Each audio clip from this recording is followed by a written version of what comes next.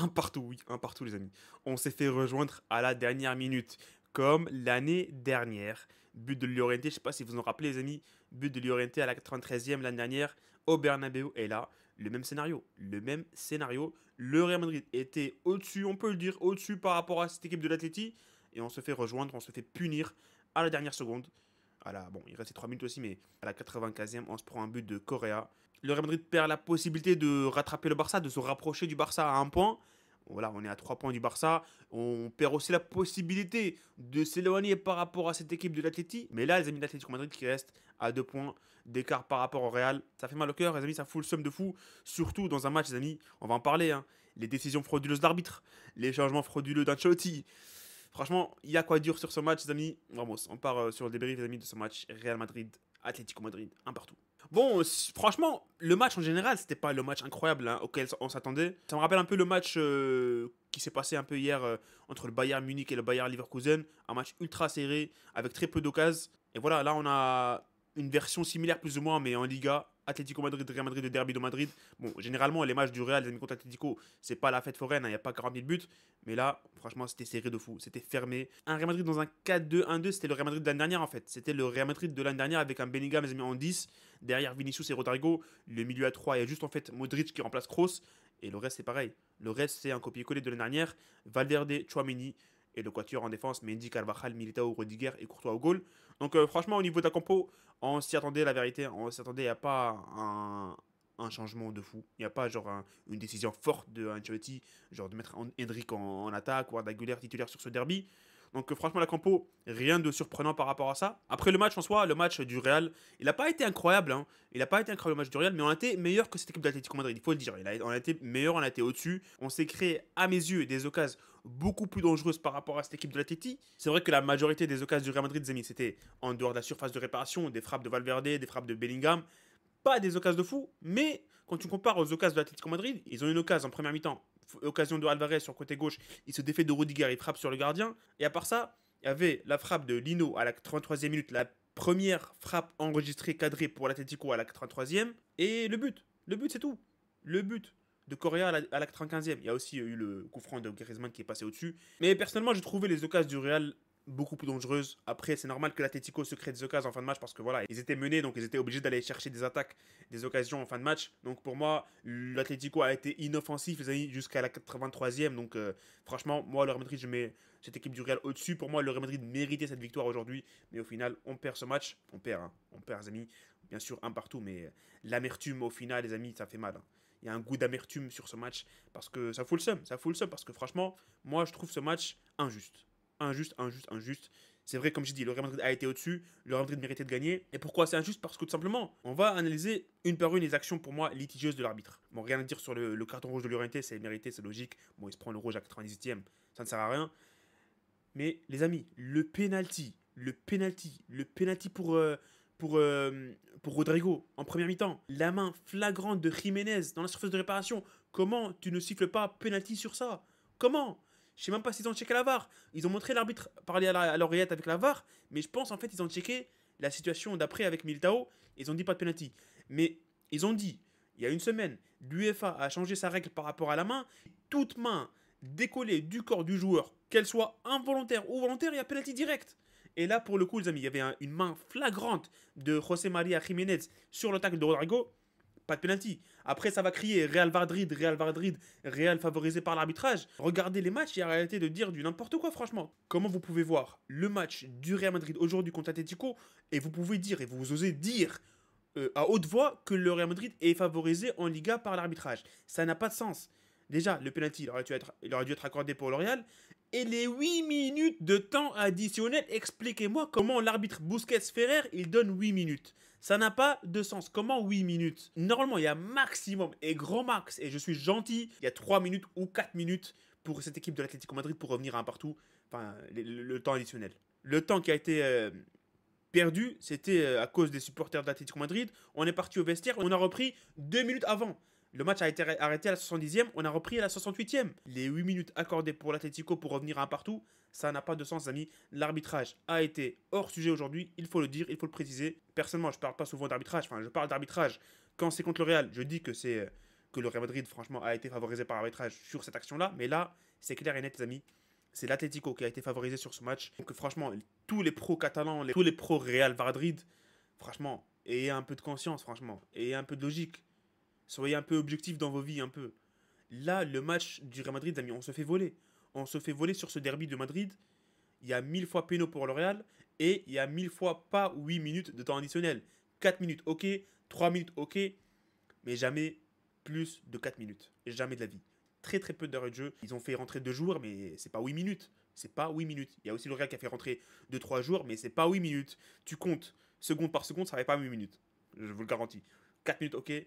5 minutes à la limite peut-être. Mais 8 minutes, non. Et il faut revenir par rapport aux décisions d'Ancelotti. Les décisions de changement d'Ancelotti. Il a dit en conférence de presse, j'ai aucun regret par rapport au changement. Il a dit, je change les joueurs juste parce qu'ils ont été fatigués. Donc, Ancelotti, il a compris que à la 85e de jeu, les joueurs sont fatigués. Waouh, masterclass, franchement, masterclass. Comment il a pu faire ça? Ok, on va pas parler du timing des changements. On va pas parler du timing des changements, les amis. 92e, je crois, le premier changement, entrée de Hendrik. Entrée de Lucas Vazquez. Mais les joueurs qui fait rentrer. Les joueurs qui fait rentrer et les postes auxquels il fait rentrer. À la 90e. À la 90e minute de jeu, le Real Madrid joue, les amis, avec 2 arrières droits, 2 arrières gauche. On joue à 7 en défense. 2 défenseurs centraux, Rudiger, Militao. Chouameni, défenseur central aussi. On peut estimer que Chouameni a été replacé en défense centrale sur les dernières minutes. Sur les côtés, il y avait Vasquez et Carvajal. Et sur le côté, il y avait Mendy et Fran Garcia. Il y a 8 joueurs à vocation défensive, les amis, sur les 10 dernières minutes du Real. C'est frauduleux. C'est une fraude. J'adore Ancelotti. Merci pour tout. Mais là, sur ce match, il a pénalisé cette équipe du Real Madrid. Il s'est mis les bâtons dans les roues. On était en train de gagner. On était au-dessus de cette équipe de l'Atlético. On était bien dans le match. On était plus proche d'un 2-0 que l'Atlético Madrid était proche du 1 partout. Franchement, il s'est mis les bâtons dans les roues. Tout simplement, il nous a détruits sur la fin de match. Il a envoyé un message. Venez, attaquez-moi, j'ai peur. C'est ça le message qu'il a envoyé à Ancelotti à l'Atlético Madrid. Attaquez-moi, j'ai peur. Et je vais mettre un défenseur pour essayer de sécuriser la défense, pour essayer de renforcer un peu la défense. Et au final, il se passe quoi? On se prend un but stupide. Alignement défensif, Rudiger qui sera sur l'alignement. La théorie de Ancelotti, les amis, elle n'a pas fonctionné. Voilà, il nous a détruit sur la fin du match. S'il voulait vraiment sortir Modric, change poste pour poste à la limite. Mais Arda Güler, il est capable de faire ça. Il est capable de garder un peu la balle, dans ses pieds. Et on va gratter des secondes et on va se diriger vers la victoire petit à petit. Franchement, le fait d'avoir fait rentrer Lucas Vazquez, Fran Garcia et avoir laissé Carvajal et Ferland Mendy sur le terrain, ça n'a pas de sens. Ancelotti, encore une fois, les amis, au niveau des changements, c'est flop après flop, après flop, après flop, après flop. À chaque match, ça flop. Je pense, Ancelotti, les amis, il est coincé en 1990. Il a toujours cette perception de la défense. Attaque, frère, on était bien dans le match. Attaque. On allait mettre le deuxième. Quand il y a eu l'annonce d'Ancelotti qui allait revenir pour le Real pour son deuxième passage au Real, j'étais l'homme le plus heureux du monde. Je vous le garantis. Mais là, franchement, j'aimerais bien en tout cas un entraîneur un peu plus moderne par rapport à Ancelotti. Un entraîneur qui n'est pas fermé d'esprit. Et merci pour tout, Ancelotti. Je crache pas sur Ancelotti. Juste là, franchement, tu vois un peu les limites d'Ancelotti sur ce genre de match. Moi, personnellement, cette histoire de faire entrer un défenseur pour assurer la victoire, ça n'existe pas. Ça n'existe pas, je suis désolé, ça n'existe pas. Pour moi, tu te mets les bâtons dans les roues, tu es en train d'inviter l'autre équipe à t'attaquer, et voilà. Au final, tu vas te prendre un but. Hein. Il fait rentrer les défenseurs à la 85e, à la 84e, et au final, il y a quoi? Il y a 15 minutes de plus après. 15 minutes de plus. Anyways, j'ai envie de parler d'un dernier truc par rapport à Hendrik. Je vois qu'Hendrik se fait taper par pas mal de personnes mis sur Internet. La frappe de Hendrik, les amis, est un peu trop ambitieuse, il est un peu trop gourmand sur la frappe. Il aurait pu avancer un peu plus et tenter peut-être, je sais pas, de frapper un peu aux abords de la surface, à 30 mètres. C'est bon, tu as marqué la dernière fois, tu vas pas marquer à chaque fois de 30 mètres. J'aime bien ta frappe, j'aime bien ta qualité de frappe, j'aime bien la puissance de tes frappes. Mais quand même, avance un peu et frappe. Il y avait un 2 contre 3, je crois. Vous pouvez avancer un peu, fixer Jiménez ou le défenseur qui était là et frapper. Il aurait pu aussi donner à Bellingham, bien sûr, mais moi je pense que Bellingham, il était un peu en retrait par rapport à Hendrik. Donc, je ne sais pas si la passe pour Bellingham était la meilleure option là-dessus. Parce que la dernière fois, contre Stuttgart, il avait Mbappé et Vinicius à ses côtés. Et Vinicius et Mbappé étaient mieux placés que lui. Là, je ne sais pas si Bellingham était mieux placé que lui. Donc, c'est pour ça que je ne suis pas vraiment contre la frappe de Hendrik. J'aurais juste préféré qu'il avance un peu et qu'il frappe. Et qu'il ne frappe pas de 30 mètres. Bon, voilà les amis, j'ai dit tout ce que j'avais à dire par rapport à ce match. Merci l'arbitre, merci Ancelotti. Le Real Madrid se dirigeait vers une victoire. Et voilà, ces deux parties qui ont influé par rapport à la victoire du Real, franchement, ils nous ont tués. sur cette fin de match. L'arbitre plus qu'Ancelotti, la vérité. On va plus blâmer l'arbitre par rapport à Ancelotti. C'est vrai que les changements, ils sont nuls, mais jamais de la vie tu rajoutes 8 minutes et jamais de la vie tu siffles pas péno sur cette main, hein, sur cette réparation de Jiménez. Mes meilleurs joueurs sur ce match, rien à dire, le trio au milieu. Le trio au milieu, il a été au-dessus. Bellingham, Valverde et Modric, ils ont été incroyables pour moi. Les meilleurs joueurs sur ce match. D'ailleurs, Valverde, il prend homme du match. C'est mérité. Il a été partout. Une pieuvre. Incroyable. Incroyable Valverde. Modric, franchement, Modric, à cet âge, sortir des performances comme ça, incroyable. Et Bellingham, il a été très très bon sur ce match aussi. J'ai adoré franchement le milieu du Real aujourd'hui. Et pourquoi pas, c'est intéressant ce 4-4-2. Et on verra peut-être avec Mbappé comment ça va se passer. Je sais pas si on peut vraiment jouer comme ça avec Mbappé sur un 4-4-2. Ouais, je pense que c'est pas faisable. On verra ce qui va se passer, les amis. D'ici le prochain match, on joue contre Lille le mercredi et on jouera contre Villarreal le week-end prochain. Il faudra espérer, pourquoi pas, un faux pas du Barça contre Alaves, mais j'y crois pas du tout. Le Real Madrid devra gagner contre Villarreal à la maison, au Bernabéu. Ça va être un match compliqué parce que voilà, c'est Villarreal, les amis, 4ème de Liga. Ils font un bon début de saison. Bien sûr, le 5-1 contre le Barça ne reflète pas la physionomie du match. Et il faudra faire attention à cette équipe de Villarreal.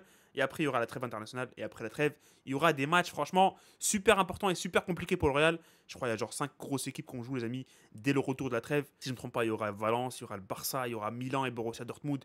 Et le Celta Vigo à l'extérieur. Donc, des matchs compliqués après la trêve. Mais bon, on en parlera, les amis, après la trêve. Donc voilà, il faudra se focaliser maintenant sur le match contre Lille en Champions League et sur le match contre Villarreal en Liga ce week-end. Ça sera tout pour ces débriefs, les amis. Voilà, mettez un like si vous avez apprécié la vidéo, ça me ferait extrêmement plaisir. Et si vous êtes nouveau sur la chaîne, abonnez-vous, ça me ferait plaisir aussi. Donc voilà, ça sera tout pour cette vidéo, les amis. Salut et profitez des vôtres et à la Madrid.